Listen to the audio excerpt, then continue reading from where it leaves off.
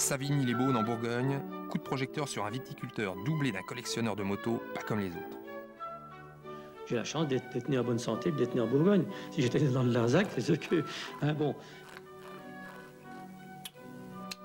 Vous faites tourner le vin dans votre palais avant de l'avaler. Et vous faites avec le vin. Bon, je vais remettre un petit peu. Et là, vous avez tout le parfum du vin, l'arôme, qui s'imprègne dans vos... Comment ça s'appelle? Les papilles, les papilles, oui. Et qui réagissent sur votre cerveau en vous disant, qui vous font jouir. Voilà, c'est la jouissance, c'est la jouissance vineuse. Et j'ai toujours eu le virus de la moto et des voitures de course. Et j'ai donc fait des courses de voitures de 1965 à 1972. Et j'ai eu un très bon palmarès puisque j'ai donc terminé, ma meilleure place, c'est en 68. J'ai terminé 2e du championnat de France des circuits. Sur le plan national, donc devant Servoz-Gavin, devant Beltoise, dans tous ces gens-là. Mais j'ai gagné, je ne dis pas par le fait que j'étais meilleur que les autres, mais j'ai fait par régularité. Châtelain et collectionneur dans l'âme, Michel Pons jette un jour son dévolu sur la moto. Bon, je suis donc issu d'une famille de 9 enfants. Mon père avait 9 enfants, était viticulteur d'une petite exploitation de 5-6 hectares de vignes. Et mon père faisait de la moto. Ben, celle de mon père, la moto de son père, c'est quand même sacré. Hein. Mon père, j'aimais bien mon père. Bon, et sa moto, c'était une Durandal. Mon père, je l'ai piqué plusieurs fois en douce. Je me suis cassé la gueule une bonne fois, j'avais plus de poursuite des fesses.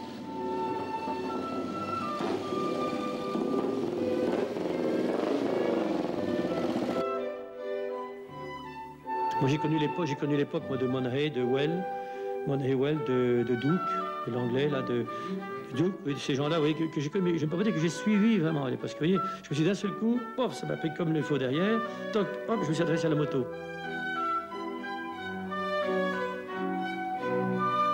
Parce que tous les jours, je vais devoir faire un tour, voir si tout va bien, si on ne me touche pas trop mes motos, et puis j'aime bien les voir, j'aime bien surtout les motos de course, mais j'aime toutes, hein, je les aime toutes.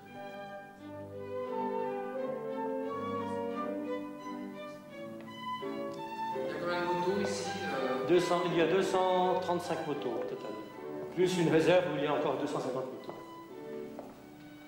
Alors là, vous avez la moto des chanoines de Kyr, c'est dans notre rangée malheureusement, c'est une NSU que le chanoine Kyr avait à sa disposition lorsqu'il était curé d'Alice Sainte-Reine, après d'Alésia de la salle du Vercingétorix.